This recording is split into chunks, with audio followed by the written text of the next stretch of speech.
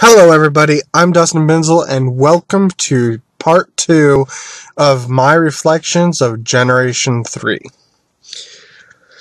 Now, if you remember correctly, the last gym we were talking about in the previous episode, or the previous video, was Watson. And that was the third gym leader. So let's just jump right into Flannery.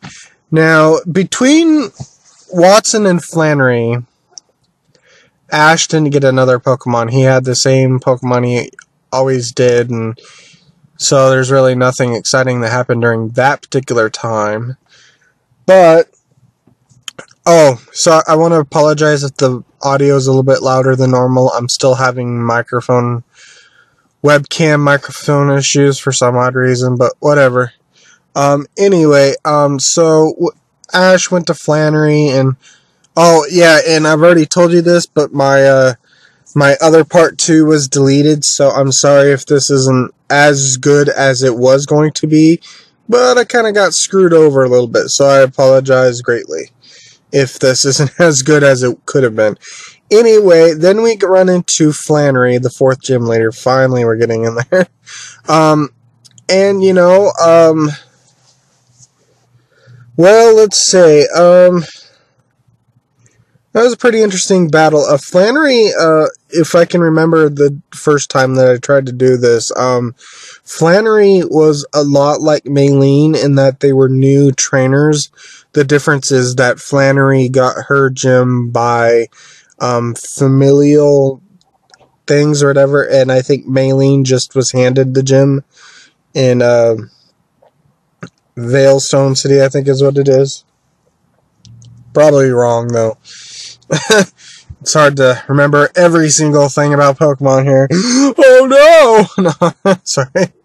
I hope that wasn't too loud. I apologize if that was. Anyway, Flannery was just, Flannery was a new gym leader. She wasn't the gym leader very much, and there was her grandfather there with the Typhlosion. And, so it was really interesting to see a new, thing. I'm not sure if I addressed this in my previous video. I can't remember exactly what I said in my, deleted video that was deleted, so sorry that some things are going to be a little questioned, but, as I was saying at one point, either in the technical error deleted part 2 video of this, discussion, or maybe even the first video, Flannery is one of my favorite gym leaders of 4th generation. I think it's because she stands out the most out of all the gym leaders. I mean, I think I've already addressed that Watson was pretty cool in his own way, due to the fact that, he lost so horribly, and that was some kind of character development for, Watson. But for Flannery, you look back at all of the gym leaders of 8th or 4th or 3rd generation, 8th generation, 4th, what's going on in my head? 3rd generation, and you realize that Flannery does stand out. I would say that of all of the gym leaders, I would say that it would probably be the top 3 that stood out were Watson, Flannery, and Juan. For whatever particular reasons, those are just my opinion. But anyway, Flannery was interesting because it introduced the new gym leader to gym concept, and it was really done well, because even though it was a gym battle, it was still character developed around Flannery, so we have that. I don't quite remember everything that happened during that battle, but I do remember Corfish was the MVP of that battle. Trico didn't do so well, and I think Pikachu only beat a Slugma, maybe. But yeah, so it was a pretty decent battle. I mean, it was pretty okay. It did probably a lot better than some of the other gym battles. Definitely technically better than Watson, Brawly, and Roxanne, but, that's just my own personal opinion. Then we get into Norman. Yeah, I kind of forgot about Norman when I was talking about gym leaders, but I kind of have to exclude him because he was given a personality in the first place because he was your father within the game. So I kind of don't count Norman as like a special entity. I mean, he was May's father in the anime. So again, I'm not, whatever. Even then, even if Norman was one of those special characters, gym leaders within an anime, Norman actually didn't stand out all that too much, Between Flannery and Norman, however, Ash did catch a Torkoal and Trico evolved. I'm not sure, I don't think Talo evolved at this point, but it should be noted that Trico did evolve into Grovyle at this point. So for the gym battle, it was, this one was a little, I'm probably going to address this in another video, but this gym, the reaction of Max is why I will always prefer Bonnie. I mean, well, to be fair, we haven't got to that gym battle. We haven't seen Bonnie's reaction to Ash hypothetically beating Clement, but there really is Max's little tantrum, I guess you could say, wasn't really necessary within that gym, I mean, sure, he idolized his father and he wanted his father to win, but at the same time, this is Max, who has been traveling with Ash the past few gyms, and for Max to be completely for his father winning the gym battle just means that he wanted Ash to fail at his goal. Now, I realized that Max wasn't exactly a great character and all, but these things happen. So, yeah, the battle is pretty nice. It's kind of unfortunate that this is the only time that Torkoal actually got a win against, what was it, Slackoth? Yeah, because Pikachu beat Vigoroth. So, yeah, so that one was an interesting battle because all the Pokemon that Ash had actually got battle wins. Now, I'm a little, how do I say, divided on that subject. I don't know if it's better for all the Pokemon that Ash uses to get a win, or if it's okay for one Pokemon that probably got a lot of wins in the previous gym battles to lose, and then give one of Ash's neglected Pokemon 2 Pokemon wins, if we're talking about a 3-on-3. But, I do like the occasional, where every Pokemon of the gym battle does get a win, so there is that. So there's a positive side and a negative side to having a fall Pokemon within a gym battle, but this one was nice because everyone got a win, especially Torkoal, because we all know how Torkoal was underutilized throughout the whole entire series. Despite having a fairly great personality. It's like a pseudo Oshawott, and you know how I feel about Oshawott with my 5th gen reflections. Anyway, yeah, there's somewhere in my Pokemon anime playlist or something like that. So yeah, and then we move into Winona. Now, and then between Norman and Winona is, I think, when Talo evolved into Swallow for team changes. Now, I know that I tried saying this in my last part 2, the one that got deleted through technical difficulties, and I did address this in one of my other Pokemon XY anime videos, I think maybe even the last one that I did, but I really want to address Pokemon anime in terms of battling. Like I said in that one video, the stats of Pokemon within the games don't exactly translate into the anime, like direct translation, because, well, frankly, that wouldn't really make any sense, because, well, I'm pretty sure with humans, it seems like some humans may have a higher HP than others, so someone has the same accident and they die and someone else actually manages to survive. My point is, in a realistic world, having stats really doesn't make any sense. Now, I realize that stats could be translated into skills, and I'm sure that there are some things that people are better than you, and I can understand that. So, yeah, so some Pokemon I could see being stronger than others, because it makes sense. Their body is built that way. That's not what I'm arguing. What I'm arguing, at least in regards to Winona, is that Ash is Swallow. Beating Winona Swallow is at least legitimate, and I will get into why, but first let's go through the other battles. Now, this was a very interesting one because this is a very weird one. This is the one where this is one of those battles that's very weird for me, and I'm not sure if I like it. Either a Pokemon is a fall guy and another Pokemon gets 2 wins, or every Pokemon gets a win. But for Winona, what happened was Grovyle beat Altaria, and then I believe Pelipper knocked out Grovyle. At least I'm pretty sure. Grovyle could have lost to Swallow too, it's possible. I may not remember correctly, but the point is, Pikachu tied with Pelipper. Now, I don't really like battles like that, unless it's a Pokemon that's got a lot of screen time and could afford a tie or a draw with the Pokemon.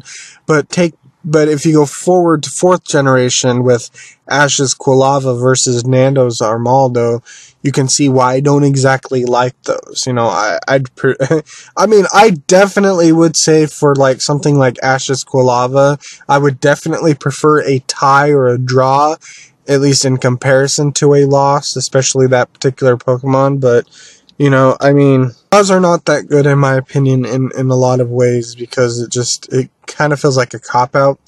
But I can understand it for a lot of times. Now, for instance, it could allow the 2 people who are battling to send out their last Pokemon. That's the only positive reason for draws anyway. So, yeah, ignoring Grovyle because it already got knocked out, it was between Ash's Swallow and Winona Swallow.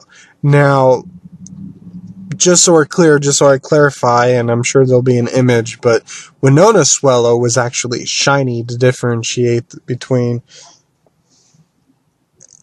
one Swallow to another, which is really nice because it makes sense to differentiate the Pokemon, and so you can tell who's winning. Sometimes the battles get a little too dynamic that you can't just rely on who's attacking from the left or right side or whatever, because sometimes you can tell, like for certain evolved Pokemon that you don't see that aren't spoiled, depending on how the battle out format is, if it was like Greninja versus a Pidgeot, and that was a bad example, Greninja versus, Glalie, hypothetically speaking, if Greninja was on the particular side, it would be Ash's Greninja as opposed to Glalie. But in a lot of cases, that doesn't really go so well because, like I said, the battles are dynamic. So, in terms of Winona Swallow, it's really nice to see that difference in coloring so that you can tell who's winning and who's not. Now, call back to earlier in this video, before I discussed the matchups, but the stats, So, why was Ash's Swallow beating Winona Swallow believable? Well, as I said in my other video, hit points don't exactly translate properly or correctly in the anime, and they really shouldn't, because there's really no such thing as hit points, at least in a realistic setting like Pokemon. I can understand that it's a cartoon anime, basically. Don't shut up. Anime. So I realized that they could take some extreme liberties to keep it as close to the source material as possible, and that they could indeed have hit points. But I would think hit points would only work for something that's robotic in nature. So Pokemon being like biological beings, hit points really don't make any sense. I mean, at best, you can only create something that can determine the energy or stamina of a Pokemon. So yeah, that's why it's a little hard for me to believe that we can easily dismiss the battle as poorly written just because Ash's Swallow looked of the weaker of the two. Because the way that I see it, yes, Winona's Swallow was a lot stronger than Ash's Swallow. It even had the fabled Aerial Ace, which, if I'm not mistaken, Ash's Swallow didn't learn until after the gym battle. And I think it was with a Pidgeot and some old guy, because it was Winona that introduced Aerial Ace to Ash, and that's why Ash was caught off guard a little bit during that matchup. Now, the reason why I say that Ash's Swallow winning is believable is because it has to deal with Ash's Swallow and what I think a Pokemon battle is within the anime. It's about stamina, energy, and willpower, and the thing is, and I'm not sure if I made that particular analogy in this video or another, but it would be like, if you brace yourself, you probably can be dealt more damage. You can take more damage before you get knocked out or even killed or whatever. But if you're just like completely non-defensive and you're not bracing yourself, or you're unaware basically, or you weren't expecting something, it can really knock you off unconscious, you know. And I think it has to do with willpower, and that in certain circumstances, pure willpower could probably prevent you from being knocked unconscious. So I think that's why it was believable, is that while Ash's Swallow may have technically been weaker, I think because it was Ash's Swallow in general, that it just had the willpower and stamina to beat Winona's Swallow, because Winona's Swallow was caught off guard by the small strategy or tactic that Ash's Swallow did with the dust and using wing attack and then going straight on with Winona's Swallow. So that's why it was believable. So let's move on. I've talked about that way too much. Now, the reason why I address this is because the next one is probably one of the more difficult ones to believe, but, you know, it could make sense if you give it a little bit of leeway here. The next battle was against Tate and Liza. Now, the reason why I didn't exactly like that battle isn't because of Thunder Armor, or whatever you would think I would have a problem with. The problem that I have with it was Pikachu and Swallow again. That wouldn't be so much of an issue, but Pikachu and Swallow were both used in the previous gym, in the flying gym, and while I realized Torkoal would have been a poor choice due to the rock typing, if that even mattered, because Swallow, but I can understand, I'll give a little credit to the writers. It was about Solrock and Lunatone, and they do sort of levitate, so there was some excuse there for why that was the case, of why they were in that battle, but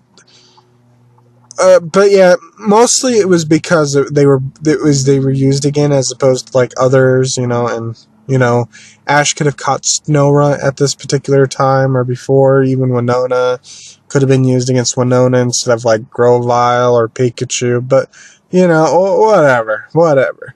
So anyway, the point is, Thunder Armor, yes, was a very ridiculous thing that happened, you know, and I'm sure in other animes it would have been acceptable except this one. However, I think what their intention was, and I realize their intention doesn't mean anything, but if you recall from the first time that Ash caught Tailo, you'll know that Ash's Tailo has a severe resistance to electric types, because that's who Ash's Pokemon was, who Ash's Tailo was.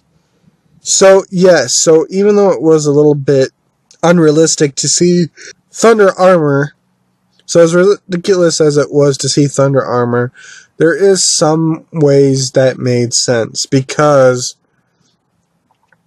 because Swellow actually had an ability called Guts. Now, I realize this doesn't really apply to Pikachu, and I'm understanding that there are some issues with this, but I'm saying it wasn't really that bad when you consider that Swellow does have Guts, and when Swellow is paralyzed, its attack increases by a lot. Like 30%. I think it's a 30% increase in attack. Now, I can understand people taking issue with that, but I wouldn't necessarily say Thunder Armor was exactly what we should have been focusing on. I think we should have been focusing on the fact that it was a bird Pokemon, a flying Pokemon, that was using flying attacks to go after rock-type Pokemon. That's what we should be worried about.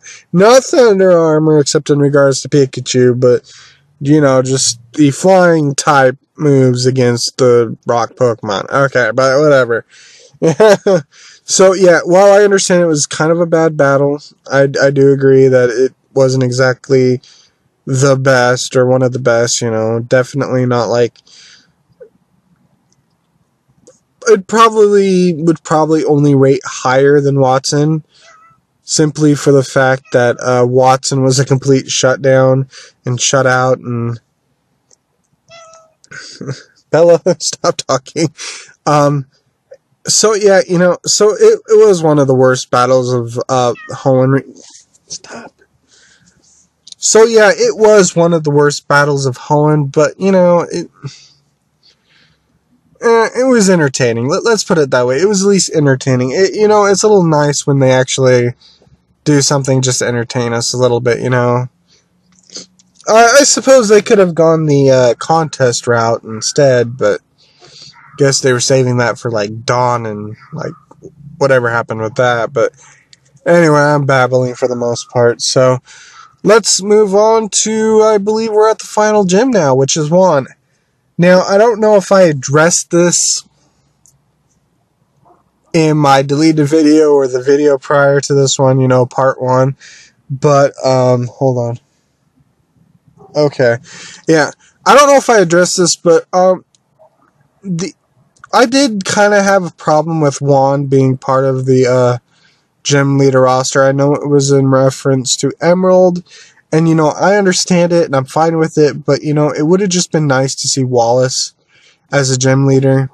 I'm really wondering why they chose that route for Emerald, or at least why Game Freak decided that Wallace was going to become champion, Steven was going to be some random trainer in some cave, kind of like Red and Gold and Silver. So, yeah, it was a little weird to see Wallace being the new champion, and Steven had already appeared in the anime at this point, even though he wasn't exactly the champion. I don't know if he was the champion in that Mega Evolution special, but Wallace is something. Or whatever the case may be.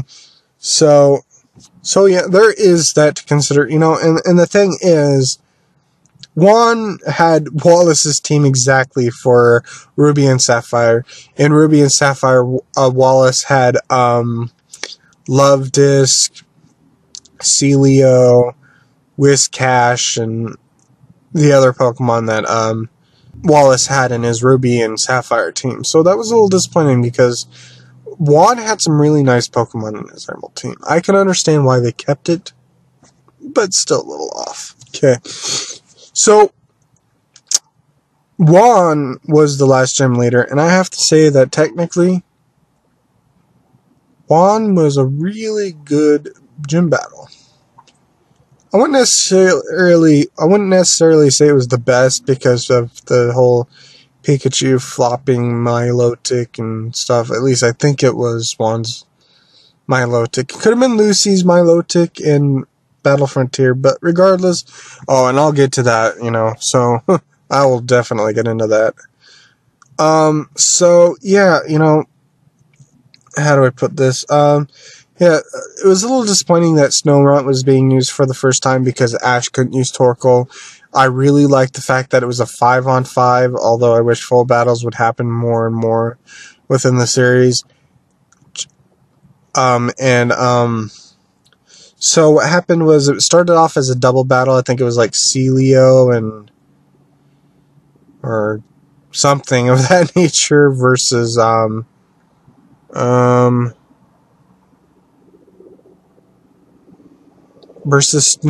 and Corphish, maybe, or whatever the case was, and it didn't really go too well.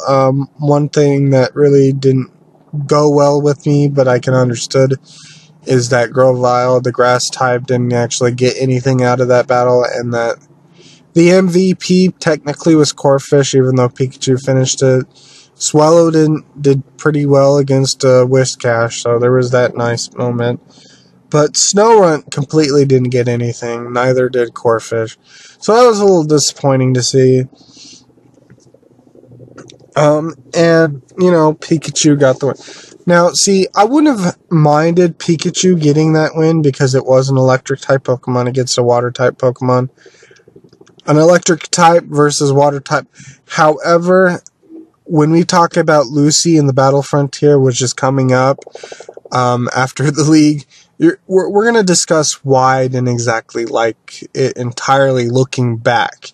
At the time, it was fine, but looking back after watching Lucy, you can understand why I'm having a little bit of a problem accepting it, We'll discuss Battlefront when we get there. Right now, let's quickly jump into the league, and then part 3 will just be about finishing off the series. Now, but before we get into the league, let's quickly discuss one final team change at that particular moment. Or at least, I forgot to mention between Tate and Liza and Juan, that was when Ash caught Snorunt. And it was between Juan and the league that Snorunt evolved into Glalie. Actually, Snorunt evolved into the Grand Festival. Now, I'm sure you may want me to address that a little bit, but I really don't care. I mean, I can understand that it's a problem that Ash was getting focused during these contests and Grand Festival sorts of situations, because it should have all been about, like, May or Dawn or whatever, but, sure, Ash's Snorunt evolved into Glalie during the Hoenn Grand Festival. Sure, Ash caught an Apom during the Kanto Grand Festival. But, I can't help but think that Ash isn't really a character that can actually stay in the background completely and utterly and have it not make any sense, especially when it's like an episode like that, Ash has to do something, I mean, I can understand that you may want to see, like, the traveling companions doing something when Ash is doing his league or whatever, but for a lot of the times,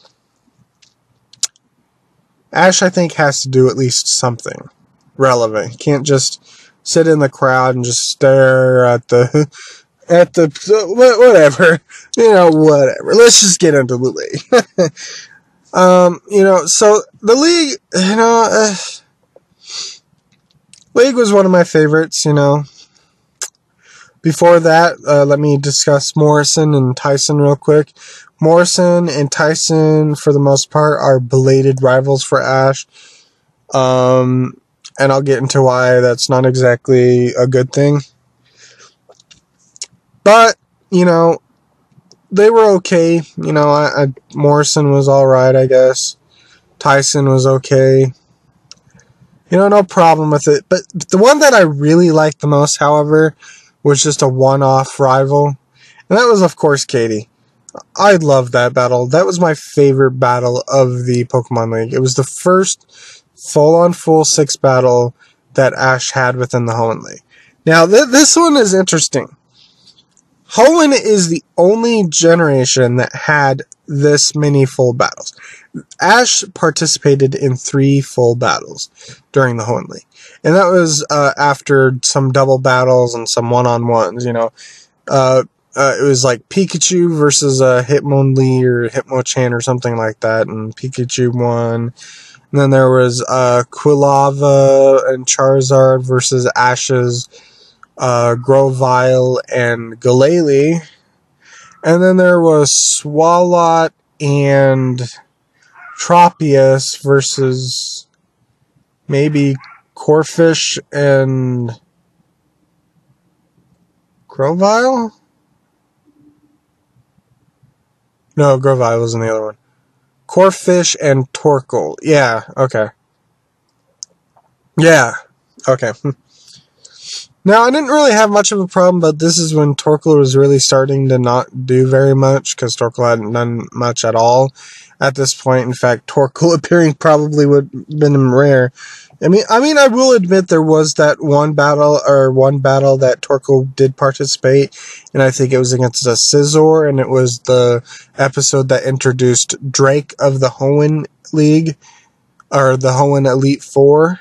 So there was that, but yeah, Torkoal didn't get a lot, because all it did, I think, is it tied with Tropius, so it was just Corfish versus Swalot, and then there's Torkoal. I don't think he really got anything against Katie or Morrison or even Tyson. No, I think Torkoal did take out Tyson's Shiftry, but we're getting ahead of myself. Anyway, I really liked Katie. Katie was a standout character, and Katie is the reason why I hate that Ash hasn't had a serious female rival. Katie was awesome. Katie had so much going for her that it would have been a little nice to see Katie, develop a little bit more, and it would have been great to see Katie as a rival, because Katie was really a nice battle. She didn't exactly have the best Pokemon. She had Walrein, she had Venomoth, Golduck, Misdreavus, Dugtrio. I think I mentioned all of them. If not, I'm sure there was one other one. Oh, I think she also had a Scizor too. I think. Maybe.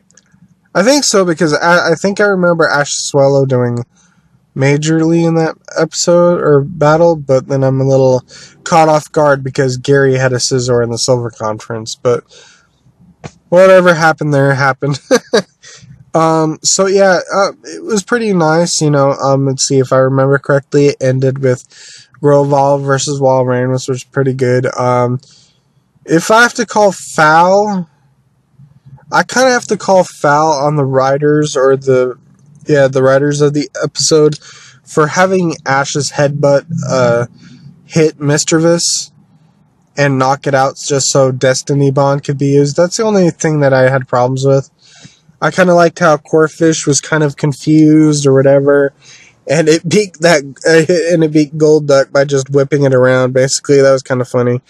So it was a pretty interesting battle. Then we get into Morrison. Morrison was an okay character, but I didn't like how that battle went down. Ash put his all into it, and Morrison just didn't care. The issue that I have, however, is the implication that Ash wasn't as strong as Morrison, and it required Ash to be overpowering Morrison in the beginning just so it can be an even battle. Because I feel like if Morrison is actually doing his hardest, then Morrison probably would have won that battle. And I don't really like that, because Morrison didn't really come off as that strong. Sure, he had a Swampert, and yeah, but a lot of his other Pokemon were a little suspect. He did have a Steelix, he did have a Gligar at that time, and there was only Gligar, so let's see, he had Swampert, Steelix, Gligar, Beldum, which evolved in its first battle, into a Metang. I think that's 4, and that leaves Giraffic and Growlithe. Giraffic and Growlithe is why I couldn't really took Morrison seriously, but I'm a little disappointed that that's how that battle ended. But, what was really nice was the last battle of Glalie versus Metang. That was really nice. Even though Glalie is actually weak against Metang, it was pretty okay. It was about heavy hitters. And alright, let's quickly discuss the last league battle. One of the things that I noticed, at least in regards to Hoenn and Sinnoh, is that Ash lost to whoever won the league. That completely changed in 5th generation, where Ash lost to someone who lost to the next battle. I don't like that. I don't like how Ash is put down like that. For the first few first two League series, it made sense, that Ash could easily lose to someone that would technically maybe lose later. But I don't really like that. In order for Ash not to win a league, I prefer it be because Ash lost in a way where he lost to whoever won the league, like Tyson and Tobias, third and fourth. So let's get into Tyson. Now, I really have to ask the writers what they were thinking here. I mean, Meowth in boots. I mean, I can understand they wanted to show that Team Rocket's Meowth wasn't the representative of all Meowth of the species, but they could have done that a little better. They didn't have to make Meowth and boots so focused, or the main focus. I feel like that battle was weird because the main Pokemon of each trainer was reserved for last, unlike, say, against Katie, where Pikachu lost to her Dugtrio, or like in or Morris and Steelix overcoming Pikachu's Iron Tail and winning that battle. So yeah, there's a little frustrations there, personally, in regards to that. So yeah, I don't like how Pikachu was the last Pokemon and Pikachu lost it, because it kind of starts a horrible trend of Pikachu losing the Sinnoh League as well as the Unova League. I didn't really have much of a problem, but the thing that I wished more than anything is that it wasn't against Pikachu versus Meowth. I have no problem with Tyson's Meowth beating like Glalie or Swellow or something like that. That would have been all fine. But taking out Pikachu kind of leaves a sour taste in my mouth. It was overall fine with it, and I accepted it. It's just that there was no reason for Meowth to be that strong, especially since Pikachu finished off Metagross. But, whatever. But I do have to say Swellow was beast in that battle. I mean, really. I mean, just stopping Tyson's Donphan and then launching it and then having it smash on the ground and get knocked out and stuff was pretty cool. It's at this particular point that I wish Swellow had a ranged attack, because that would have probably been a little bit cooler. We would have seen Swellow against the rocks. You would have seen Tyson's Donphan doing a rollout. Swellow grabs Donphan's ears and stops it, and then uses Hyper Beam or something. Bye bye Donphan. That would have been a little bit cooler, but they have a problem with giving Ash's bird Pokemon special type moves like that, ranged moves like that. So yeah, that pretty much covers the league in that Pikachu lost to Meowth. The league was definitely better than, say, the Kanto region or the Unova region, but I'm not really sure. With the 3 full battles, it in terms of league, I would say 3rd gen actually ties with 2nd gen. I mean, in some ways, 2nd gen was a little bit better, but at the same time, there is the whole aspect of that there was a lot of battles within Hoenn League. So, well, that covers the league, and this covers this particular part. Thank you for watching part 2. Next, we're just going to discuss the end of the 3rd generation. I will definitely be not talking that long, I can guarantee you, because the Battle Frontier isn't that long. But there is a lot of things that we do have to cover in that particular series. So, thank you for watching this part, and tell me your comments and stuff or whatever, and thank you for watching, and I will see you in the next video. Goodbye.